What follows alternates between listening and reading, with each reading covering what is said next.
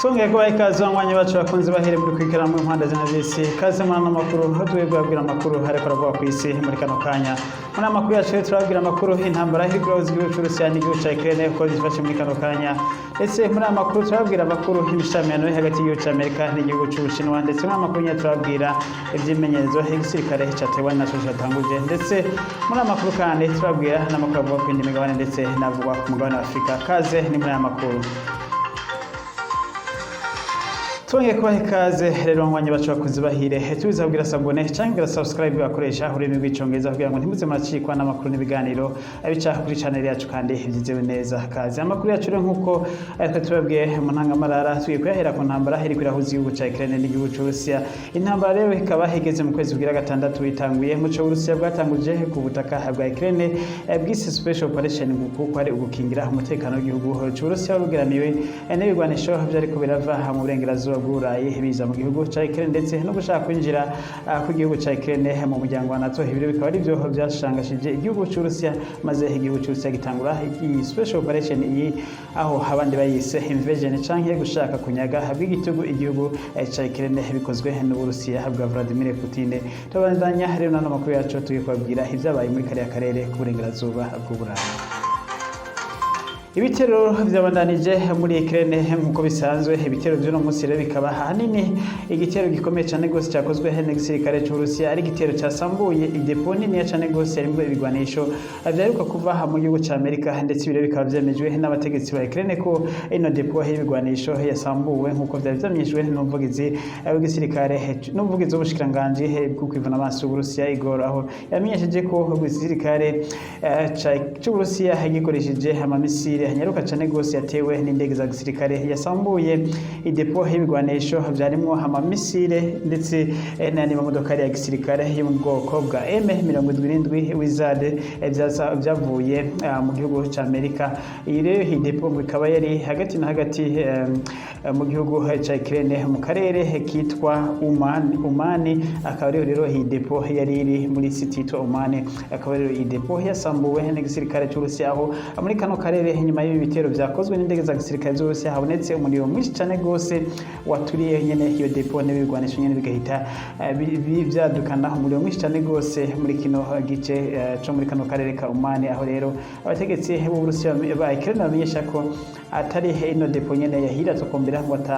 abantu babasigaye bahasize ubuzima muri kino gitero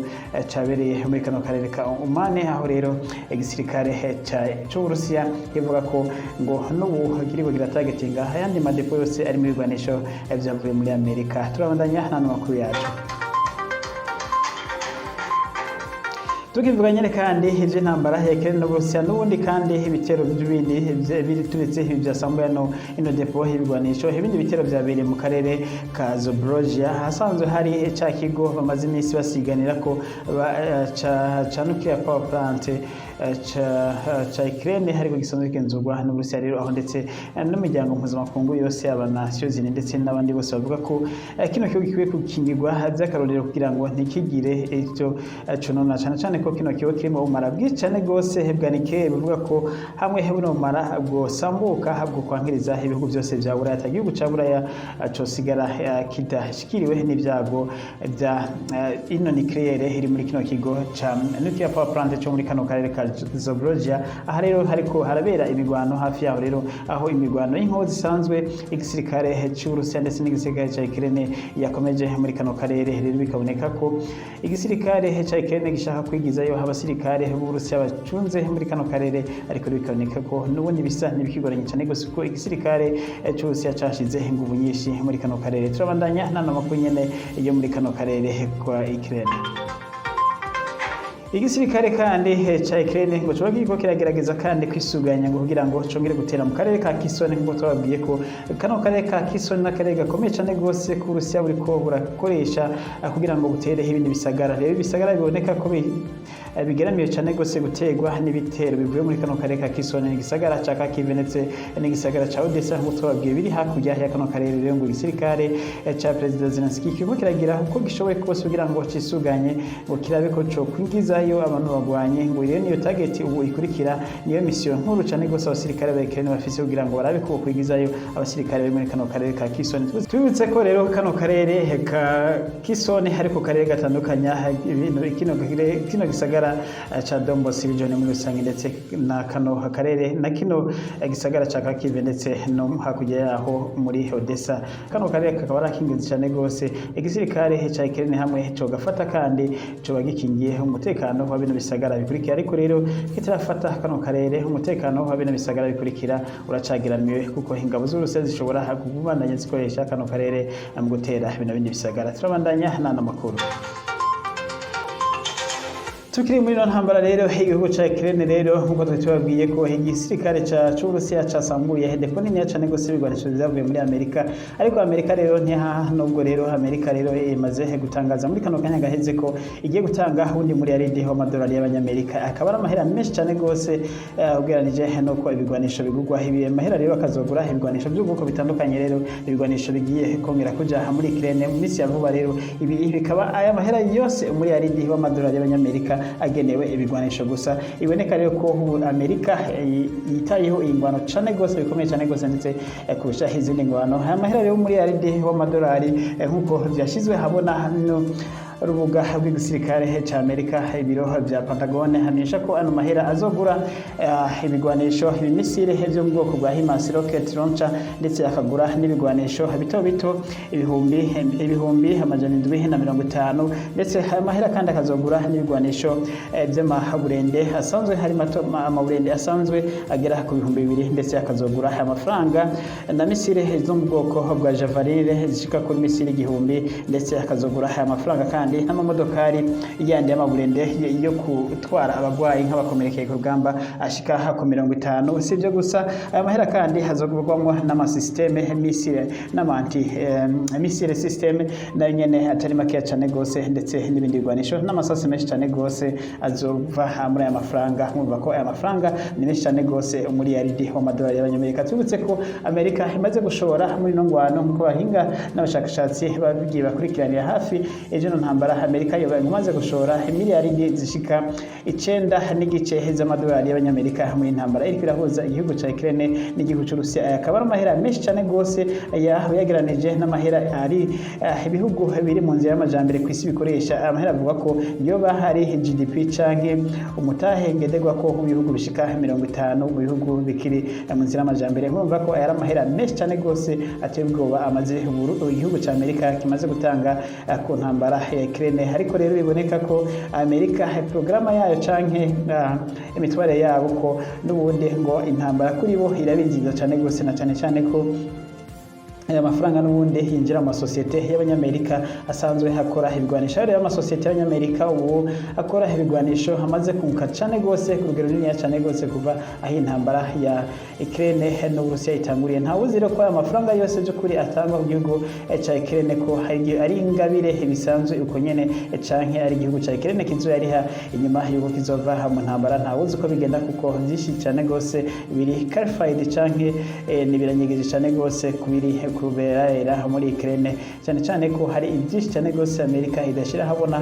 ku gituma iriko irashigikira igihugu ca Ukraine nkuko ndetse ikaba idashaka nuko Ukraine ija mu biganiro n'igihugu cy'Urusiya. Kandi biboneka ko by'ukuri nubwo Amerika iriko iratanga ibigwanisho bikomeye ku gihugu ca Ukraine bisa nuko hatashiri kwirakora kuko Ukraine gutsinda hino ntambara ku gihugu cy'Urusiya iboneka ko atari shoroshe cyane gose atawo kwizera ngo ejo canke ejo igihugu ca Ukraine kigiye gutsinda intambara. Turabandanya nta makuru nyene.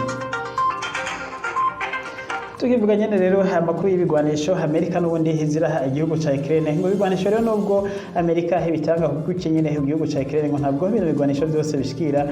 igihugu ca Ukraine ngo byishire rero bija mingwe y'abateroriste ndetse ngo bategetsi bamwe ba Ukraine bakaba babigurisha ndetse kubera igihugu ca Ukraine n'ubundi cari gisanzwe ari igihugu mu kujya ibituriye kibonogoje cyane gose. Igihugu ca Ukraine kiza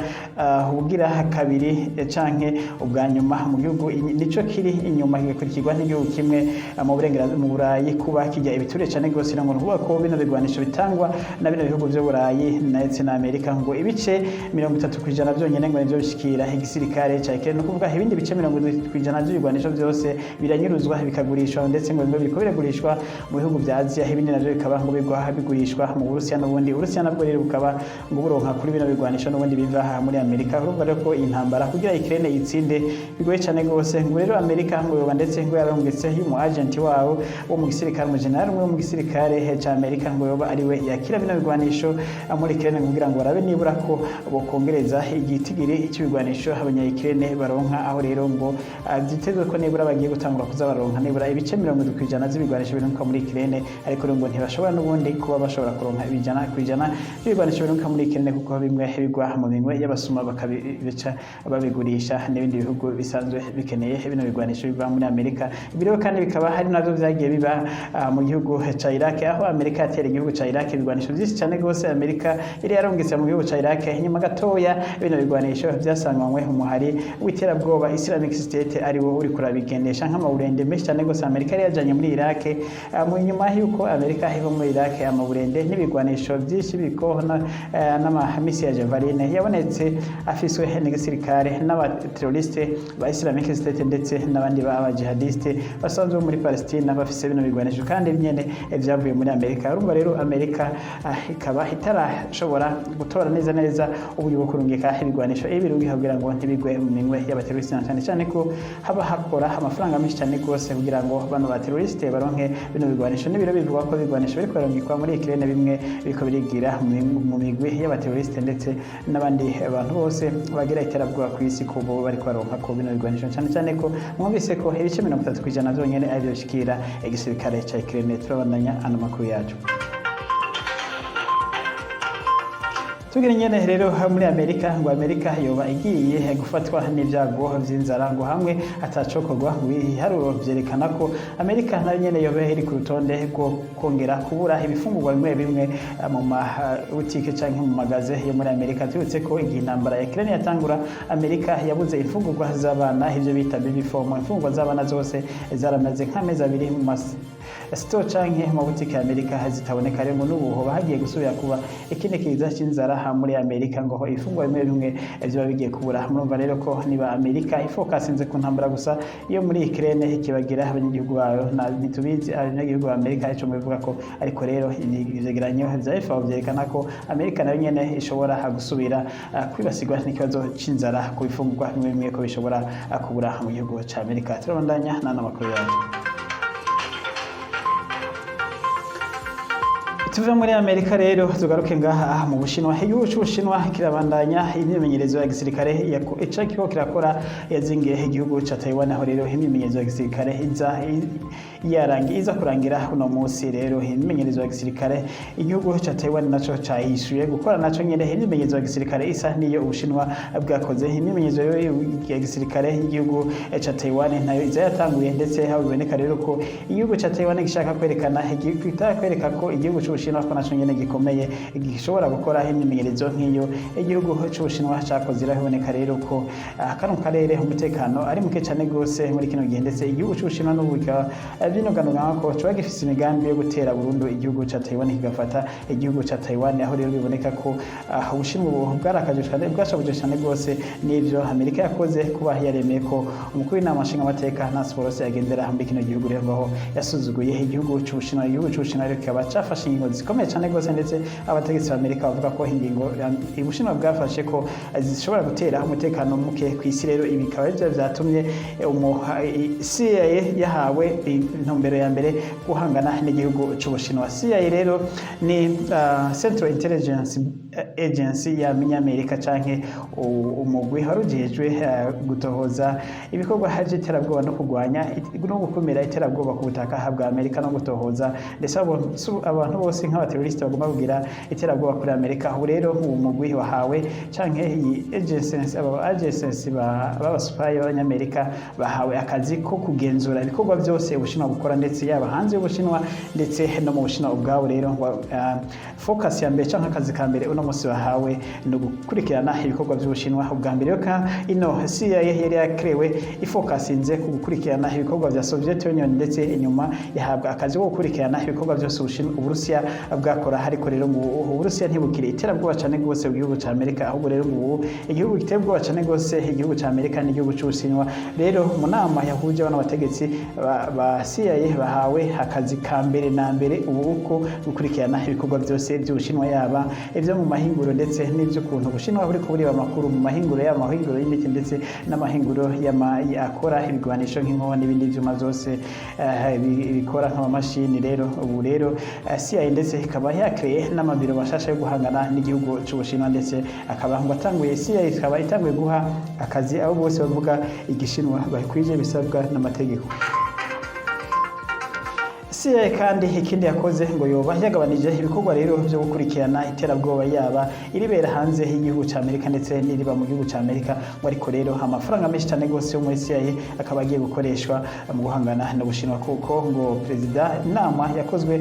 na Perezida Biden wa Amerika ndetse igakorwa n'abategetsi bamwe bakuru b'inamashinga amateka ndetse n'abakuru ba Pentagon n'igisirikare cya Amerika. Abategetsi bakuru inama rero yabereye mu ibanga ngo yerekanye ko igihugu cy'Ubushinwa kibangamiye cyane gose igihugu cya Amerika ku rugero rukomeye cyane gose kurusha ikindi gihugu cyose cyose ku isi. Rero nico gituma uwo mugwi CIA wahawe akazi ko gufokasinga ku gihugu cy'Ubushinwa gusa nka priority ya mbere. Ariko rero CIA yamishije ko n'ibindi bikorwa byo kurwanya iterabwoba ku isi izobandanya ibikora, ariko rero akazi ka mbere no kubandanya no kubanza guhangana n'igihugu cy'Ubushinwa. Turabandanya n'amakuru yacu. Reka amakuru yacu rero tuyabandanirize mu gihugu cya Argentina, wahora hari umukuru w'inama nshingamateka w'igihugu cya Argentina, ndetse akaba yafatwa mu bategetsi bakomeye cyane rwose, nk'umwe mu bategetsi bakomeye cyane muri kino gihugu, ndetse yahavuye aba na perezida canke n'ubundi ashobora kuzohava aba perezida. Yarayitanze imihoho ku buyobozi bw'inama nshingamateka, aho rero ndetse yaninjiye no mu biro by'inama nshingamateka, yakiriwe inama nshingamateka yatanguye gukorana, aho indirimbo yagiza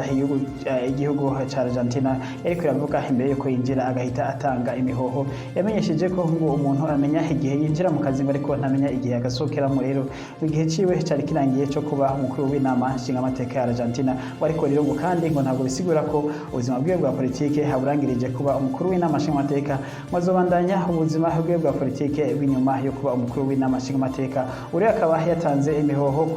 kuko yari yamaze iminsi yagizwa ko yariye ibiture cyane rwose mu biro by'inama nshingamateka ya Argentina, maze rero ndetse hariko hategurwa no kuba amatora n'ubundi yo kumubogoza ku nguvu, maze rero ahitamo kwitangira imihoho, aho yavuze rero ngo atanze imihoho ku neza yiwe, ngo ariko rero ngo ntahivye politike, aho byavuga rero byanaganwa ko n'ubundi yahavuye ari wa perezida w'iki gihugu. Ntabuzi rero ko azobandanya kugira amahirwe yo kuba yoshikira ku mwanya wo kuba perezida canke ibyiwe bizotera bice bisubira inyuma. Ariko rero ubwiwe yaritangiye imihoho atarindiriye ko inama nshingamateka ya Argentina imbogoza. Rero tube muri Argentina tubandanye n'amakuru avugwa ku indi migabane.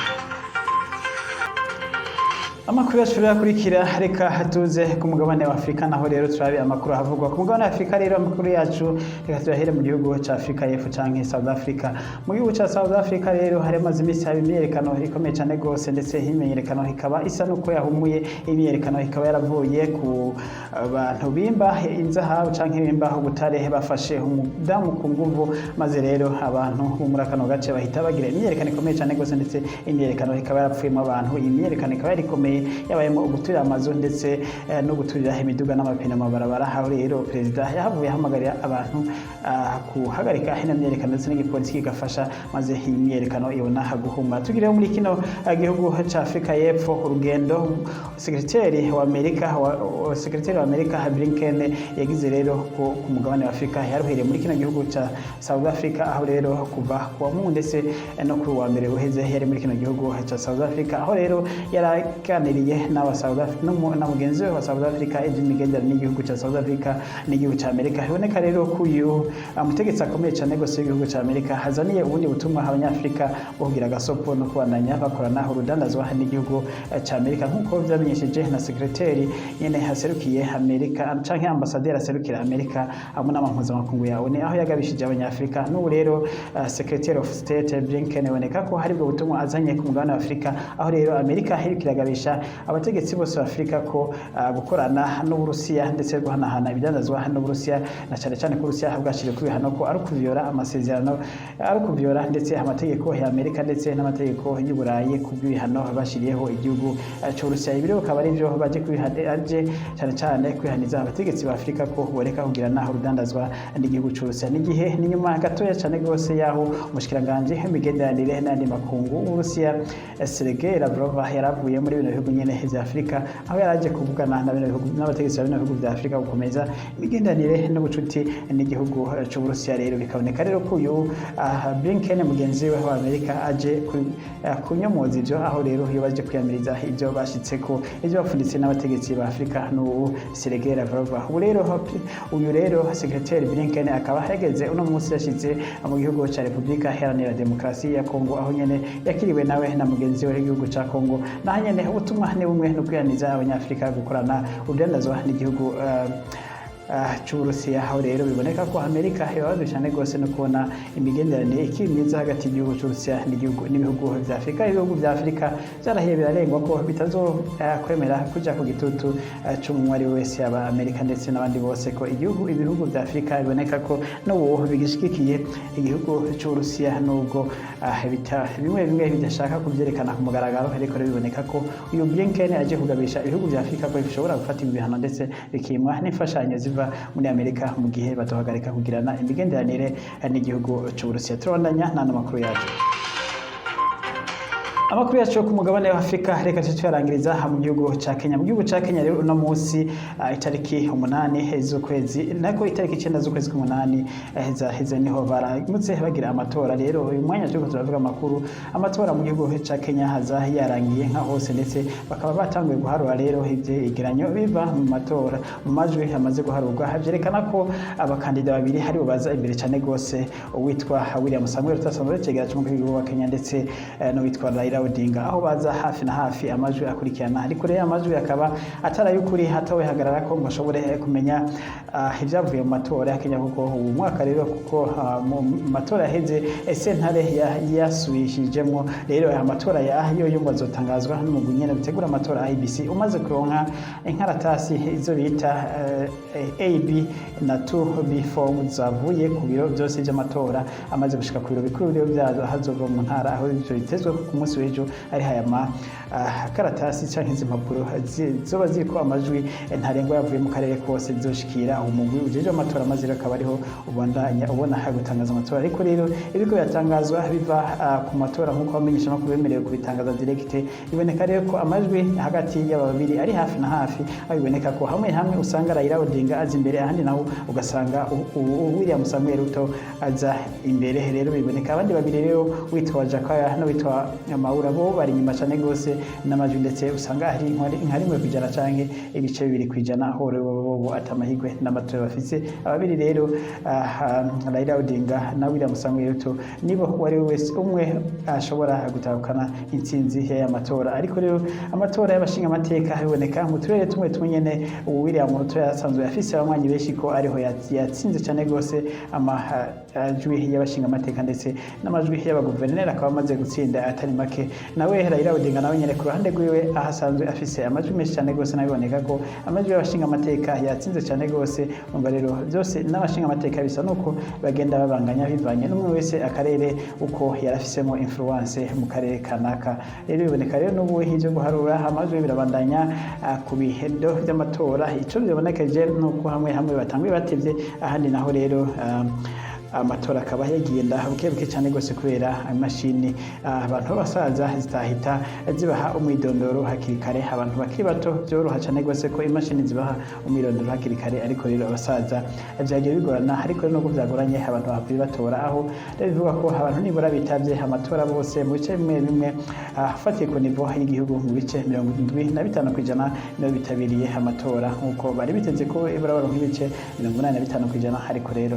barose ibice 75% bitabiriye amatora yo mu gihugu ca Kenya yabaye uno munsi waheze rero ubu barabandanya ivyo guharura rero ku munsi w'ejo nibura tukaba tuzoba tumaze kumenya nibura ibice vya mbere vyavuye muri aya matora aho umugwi IEBC uzoba umaze gutangaza ivyavuye muri aya matora ariko araba ku munsi mu gihugu ca Kenya aho rero abantu benshi bahanze amaso ibigiye kuba muri kino gihugu ca Kenya. Naha rero nyene kuri amakuru ya mu gihugu ca Kenya duce turangiriza twibutsa kugira sabone cyangwa subscribe ndetse no kugira commentaire muriko twibutse ko mu gihugu ca Kenya nyene hariho abantu babiri bamaze gupfa bitewe n'imvururu z'amatora na cyane mu bice amatora hagaritswe aho byasanzwe impapuro zarihinzwe bazinyuranije rero nkaho twavuga nka Mombasa amatora yo mu guverineri yahagaritswe ndetse mu gace ka Kakamega yahagaritswe ndetse no mu gace ka Rongai aho amatora y'abashinga amateka naho yahagaritswe rero hamwe rero aho byaboneka ko amatora bidakunda yahagaritswe rero ariko byabujije ko amatora muri rusangi yagenze neza mu gihugu ca Kenya. Mwakoze abadukurikiranye bashikare kugira ibihe vyiza, Imana ishikare akozegama mu byanyu na mu bantu.